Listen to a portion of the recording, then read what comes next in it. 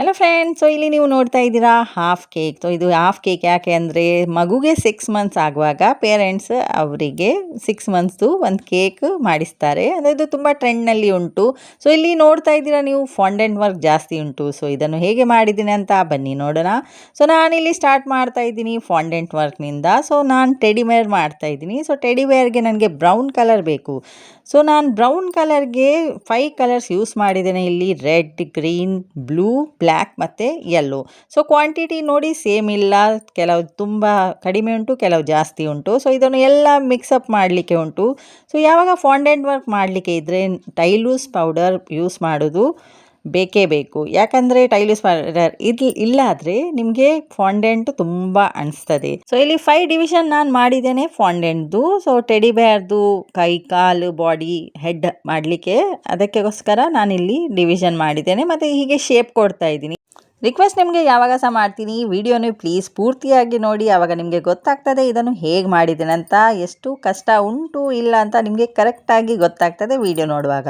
So ಇಲ್ಲಿ ನಾನು teddy ಬೇರ್ದು shape ಕೊಟ್ಟಿದ್ದೇನೆ. ಸೊ ಟೆಡಿ ಬೇರ್ದು ಬಾಡಿ ಪಾರ್ಟ್ಸ್ ಮತ್ತು ಕೈಕಾಲು ಮಾಡೋದು ಈಸಿ, ಏನು ಕಷ್ಟ ಇಲ್ಲ. ಆದರೆ ಮುಖ ಮಾಡುವಾಗ ಸ್ವಲ್ಪ ಪೇಷನ್ಸ್ ಬೇಕು, ಡೀಟೇಲಿಂಗ್ ವರ್ಕ್ ಉಂಟು ಅದರಲ್ಲಿ. ಸೊ ಸ್ವಲ್ಪ ನಿಧಾನದಿಂದನೇ ಮಾಡಿ, ಆವಾಗ ನಿಮಗೆ ಪರ್ಫೆಕ್ಟಾಗಿ ಬರ್ತದೆ. ಸೊ ಈ ಥರ ನಾನು ಫಾಂಡೆಂಟ್ ಟೂಲ್ಸ್ ಯೂಸ್ ಮಾಡ್ತಾ ಇದ್ದೀನಿ. ಸೊ ಫಾಂಡೆಂಟ್ ಟೂಲ್ಸ್ ಇದ್ದರೆ ನಿಮಗೆ ಸ್ವಲ್ಪ ಕೆಲಸ ಸುಲಭ ಆಗ್ತದೆ. ಇಲ್ಲಾಂದರೆ ನಿಮ್ಮದು ವರ್ಕ್ ಪರ್ಫೆಕ್ಟಾಗಿ ಬರೋದಿಲ್ಲ. ನಿಮಗೆ ಪರ್ಫೆಕ್ಟಾಗಿ ಮಾಡಲಿಕ್ಕೆ ಇದ್ದರೆ ಟೈಮ್ ಸ್ವಲ್ಪ ಜಾಸ್ತಿನೇ ಹೋಗ್ತದೆ. ಸೊ ಕೆಲವರ ಟೈಮ್ ಇರೋದಿಲ್ಲ ಮಾಡಲಿಕ್ಕೆ ಅಂತ ನೀವು ಟೂಲ್ಸ್ ಎಲ್ಲ ಇದ್ದರೆ ನಿಮಗೆ ಈಸಿಲಿ ಆಗ್ತದೆ ವರ್ಕ್. ಸೊ ಇದರಲ್ಲಿ ನಮಗೆ ಟೈಮ್ ತಾಗಿದೆ, ಅಂದರೆ ಡೀಟೇಲಿಂಗ್ ಮುಖದಲ್ಲಿಯೇ ಉಂಟು. ಸೊ ಈ ಥರ ಟೂಲ್ಸ್ ಯೂಸ್ ಮಾಡಿದರೆ ಸ್ವಲ್ಪ ಈಸಿ ಆಗ್ತದೆ.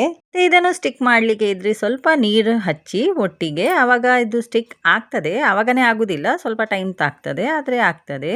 ಇದು ನಾನು ಮಾಡ್ತಾ ಇದ್ದೀನಿ ಟೆಡಿ ಬೇರ್ದು. ಸೊ ಏನಿಲ್ಲ, ಬ್ಲೂ ಫಾಂಡೆಂಟ್ ತಗೊಂಡಿದ್ದೇನೆ ಮತ್ತು ಇದು ಟೂಲ್ನಿಂದ ನಾನು ಅದಕ್ಕೆ ಶೇಪ್ ಕೊಡ್ತಾ ಇದ್ದೀನಿ. ಮತ್ತು ಇದು ಮಂಡೆ, ಅದರದ್ದು ತಲೆ, ಅದರಲ್ಲಿ ಸ್ಟಿಕ್ ಆಗಬೇಕಾದ್ರೆ ಒಂದು ಟೂತ್ ಪಿಕ್ ಹಚ್ಚಬೇಕಾಗ್ತದೆ. ಆವಾಗ ಅದು ಪರ್ಫೆಕ್ಟಾಗಿ ಇರ್ತದೆ. ಇಲ್ಲಾಂದರೆ ತಲೆ ಬೀಳೋದು ಚಾನ್ಸಸ್ ತುಂಬ ಉಂಟು.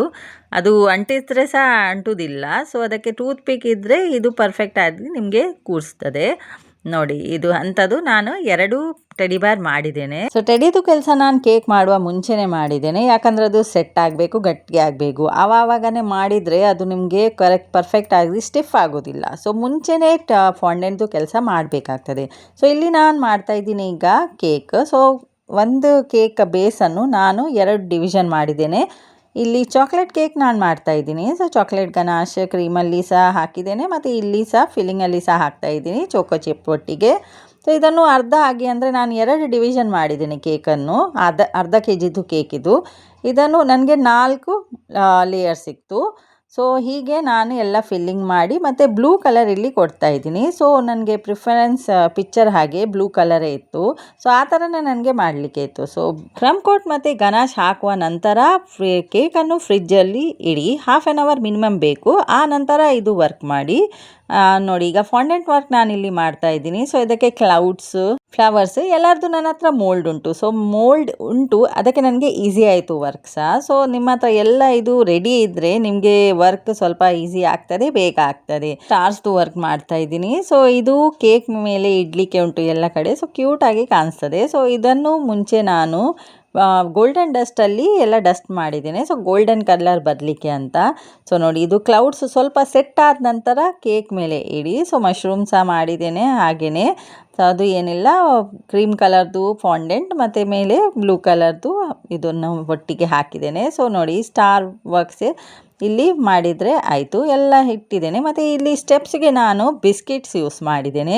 ಇಲ್ಲಿ ನಾನು ಬೋರ್ಬೋನ್ ಬಿಸ್ಕಿಟ್ ಯೂಸ್ ಮಾಡಿದ್ದೇನೆ. ಸೊ ಅದಕ್ಕೆ ಸ್ವಲ್ಪ ಗನಾಶ್ ಹಚ್ಚಿದ್ದೇನೆ, ಒಂದ್ರ ಮೇಲೆ ಒಂದು ಬಿಸ್ಕಿಟ್ ಸ್ಟಿಕ್ ಆಗಬೇಕಂತ. ಸೊ ಈ ಥರ ಗನಾಶ್ ಹಾಕಿದರೆ ಅದು ನಿಮಗೆ ಗಮ್ ಹಾಗೆ ಕೆಲಸ ಮಾಡ್ತಾರೆ. ಕೇಕ್ ಡೆಲಿವರಿ ಮಾಡುವಾಗ ಬಿಸ್ಕಿಟ್ ಏನಾಗೋದಿಲ್ಲ, ಅದ್ರ ಪ್ಲೇಸ್ನಲ್ಲಿ ಇರ್ತದೆ. ಸೊ ಅದಕ್ಕೆ ಗನಾಶ್ ಹಚ್ಚುದು. ಫೈನಲಿ ನಂಬರ್ ಕ್ರೀಮಿಂದ ಬರೆದು ಕೇಕನ್ನು ನಾನು ಮಾಡಿದ್ದೇನೆ ಕಂಪ್ಲೀಟ್. ಅದಕ್ಕೆ ಒಂದು ಟಾಪರ್ ಇಟ್ಟಿದ್ದೇನೆ.